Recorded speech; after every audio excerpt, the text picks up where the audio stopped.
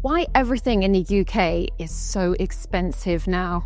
Over the past few years, life in the UK has become increasingly expensive, from the weekly food shop to the monthly energy bill, and from rent to public transport fares. The cost of living has risen at a pace that many households are struggling to keep up with. Despite some improvements in global economic conditions, the UK seems to be facing a unique and stubborn economic challenge. To really understand just how much prices have changed, look back to the year 2000. A pint of milk cost around 30p. It's now nearly 90p, a 200% increase. A loaf of bread was just 60p, and now it's pushing £1.50, up by 150%. A dozen eggs, £1.10 back then, now £3.50 or more. That's a 218% rise. Butter has more than tripled, jumping from 75p to £2.50. And even basic pasta has gone from 40p to around £1.20, a 200% surge. And perhaps most striking of all, a pint at the pub. In 2000, it cost under £2. Now it's closer to £6.50. That's a jaw-dropping 242% increase. This isn't just inflation, it's a dramatic shift in the real cost of everyday life. The numbers tell a clear story. Over the past 25 years, wages haven't kept up with the price of essentials, and many households are being left behind. Two of the biggest factors behind this trend are persistent inflation and the country's energy price crisis. Both are connected with domestic policy decisions, global events, and structural issues within the UK economy. These problems aren't just statistical, they affect everyday lives, from what families can afford to put on the table to how often they heat their homes. In fact, when looking at the past 30 years of inflation data, the highest levels have occurred in just the last 5 years alone. Inflation surged to a staggering 11.1% in 2022, the highest rate in 4 decades, largely due to skyrocketing energy prices and supply chain disruptions caused by the COVID-19 pandemic and the war in Ukraine. In 2023, inflation remained persistently high, exceeding 10% in the early part of the year before beginning to ease towards the end. These 2 years have marked the most significant inflationary spike in modern UK history, making the cost of living crisis not just a temporary shock, but an ongoing economic reality for millions of people. This period of high inflation has been particularly painful because it followed a decade of relatively low and stable inflation, catching many households off guard and eroding the real value of wages. With prices rising faster than incomes, more people are being forced to make difficult financial decisions, cutting back on essentials, taking on debt, or going without heating during winter months. Persistent inflation. Why prices keep rising? Inflation, in simple terms, is the rate at which prices for goods and services rise over time. A little inflation is normal. In fact, the Bank of England targets a 2% inflation rate to help ensure stable growth. But what happens when inflation doesn't come down as expected? This is a situation the UK has found itself in. Months and months after the peak, inflation refuses to fall to target. According to the latest figures from the Office for National Statistics, inflation in the UK rose to 3.5% in April 2025, up from 2.6% in March. This might not seem catastrophic compared to the double-digit rates seen in 2022, but it's still significantly higher than desired, and more importantly, it remains stubbornly persistent. This lingering inflation is what economists refer to as sticky inflation. Even more telling is the core inflation rate, which excludes volatile items such as food and energy. Core Consumer Prices Index, including owner-occupiers' housing costs, increased by 4.5% in April 2025. This suggests that inflation is no longer driven just by shocks to energy or food markets. It's embedded in the economy. When core inflation stays high, it usually means prices are rising across a wide range of goods and services, making it more difficult for the Bank of England to bring it back down. One important clarification needs to be made here, as it's a common source of confusion for many. When the government or financial news reports that inflation is falling, it doesn't mean that prices are going down. It simply means that prices are rising more slowly than before. For example, if inflation drops from 10% to 3.5%, that doesn't mean goods are now cheaper. It means they are still getting more expensive, just at a slower rate. This distinction is critical. If the price of milk increased by 10% last year and rises by another 3.5% this year, it's still more expensive than it was 2 years ago, just not by as much as during the peak. The cumulative impact over time means people are still paying more, even as the inflation rate declines. Understanding this nuance is essential to grasp why people may not feel relief even when headlines suggest inflation is under control. Prices are not going back to what they were. They're simply not accelerating as quickly. And that's a very different economic reality. One of the most affected sectors is housing and household services. Prices here increased by 7% in April 2025, according to the ONS. This category includes rents, gas and electricity prices, and maintenance costs. Owner-occupiers' housing costs alone rose by 6.9%.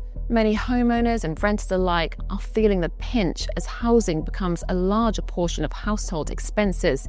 Monthly rent increases are squeezing young professionals, and fixed-rate mortgages are ending, leaving families facing much higher monthly repayments than just a year or two ago.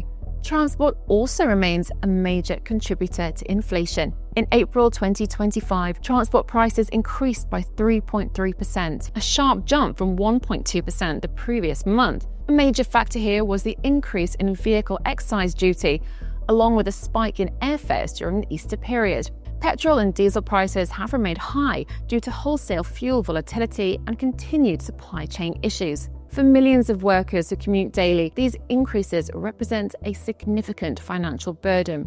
Public transport fares, including trains and buses, have also risen, despite ongoing concerns about service reliability. Grocery prices continue to put strain on household budgets. Food and non-alcoholic beverage prices increased by 3.4% year-on-year in April. Bread, meat, cereals, and sugar products saw some of the steepest increases. These are essentials that impact all households, but especially low-income families who spend a larger share of their income on food. The cost of a basic shopping basket has risen steadily, leading more families to rely on food banks. According to the Trussell Trust, demand for food banks in 2024 was at an all-time high. Energy price crisis. Why UK energy costs so much. One of the most visible and painful components of the UK's cost of living crisis has been energy prices. Despite some reductions from the peak levels of 2022, energy bills remain historically high and disproportionately impact UK consumers compared to other countries. Families are forced to ration heat, limit electricity usage, or fall into debt just to keep the lights on. Ofgem recently announced that from July 2025, the energy price cap would fall by 7%, reducing the average annual household bill from $1,849 to $1,720. While this is welcome news, it must be placed in context. Bills are still around 52% higher than they were before the energy crisis began. In 2020, the average bill was just over $1,130. That means UK households are still paying hundreds of pounds more each year than they were just a few years ago. To put this in perspective, the average household energy bill in the United States was around $1,450 per year in 2024, equivalent to roughly £1,140 at current exchange rates. That's nearly £600 less than a UK household will pay in 2025, even after the new price cap. And that gap is significant when you consider that the US is geographically larger and faces more extreme weather conditions in many regions. So why are UK energy prices so high? One major reason is the UK's reliance on natural gas, which makes up a significant portion of electricity generation and home heating. The UK imports most of this gas, exposing it to global price swings. When gas prices rose after Russia's invasion of Ukraine in 2022, UK households were among the hardest hit. Unlike countries such as France, which leaned on nuclear power and strict price controls, the UK passed much of the increase directly onto customers. Additionally, the UK has limited gas storage capacity compared to other European countries. This makes it more vulnerable to short-term supply shocks. Even as wholesale prices fall, the impact takes time to filter through to consumers because suppliers hedge prices months in advance. Critics argue that the structure of the UK's energy market contributes to these issues, particularly concerning the profit margins among energy suppliers and the lack of investment in domestic energy infrastructure. For instance, British Gas, a major UK energy supplier, reported a significant increase in profits in 2023. According to The Guardian, British Gas's profits soared from £72 million in 2022 to £751 million in 2023, marking a more than tenfold increase. Furthermore, a report by the End Fuel Poverty Coalition highlighted that energy firms have collectively made over £500 billion in profits since the start of the energy crisis. In 2024 alone, profits amounted to £9 billion, with an additional £77 billion declared in interim reports. Energy prices haven't just hurt households, they've also hammered energy-intensive industries. Manufacturing sectors such as steel, glass, and chemicals have reported significant drops in output and competitiveness. According to the ONS, the gross value added, GVA, in energy-intensive manufacturing sectors has declined sharply since 2021. Many businesses have delayed expansion or closed entirely due to unsustainable operating costs. Part of the problem is how our energy prices compare to other countries, especially the US. To put it simply, British businesses are paying a lot more. As of early 2025, manufacturers in the UK are paying about 18.4p per unit of electricity, called a kilowatt hour. In the US, that same unit costs only around 6.3p. That means a factory in the UK might be paying nearly 3 times more than a similar factory in America just to keep the lights on and machines running. For regular businesses like shops, restaurants, or offices, the difference is just as big. UK businesses are paying between 35p to 45p per unit, while US businesses are paying around 10p. Gas prices are also cheaper in the US. On average, a British company might be paying almost double what an American company pays for the same amount for gas. This price gap has real consequences. When energy costs are lower in other countries, it's cheaper for companies there to make and sell things, so they stay competitive, create jobs, and attract new investment. Meanwhile, UK businesses are left struggling to compete. So why is everything in the UK so expensive right now? 2 core reasons stand out: persistent inflation and the energy price crisis. Both are complex, interlinked issues that won't be solved overnight. But understanding them is the first step towards change. These challenges are not abstract. They impact how people eat, heat their homes, get to work, and save for the future. Persistent inflation means that even as headline rates improve, the deeper issues remain, especially in services, housing, and food.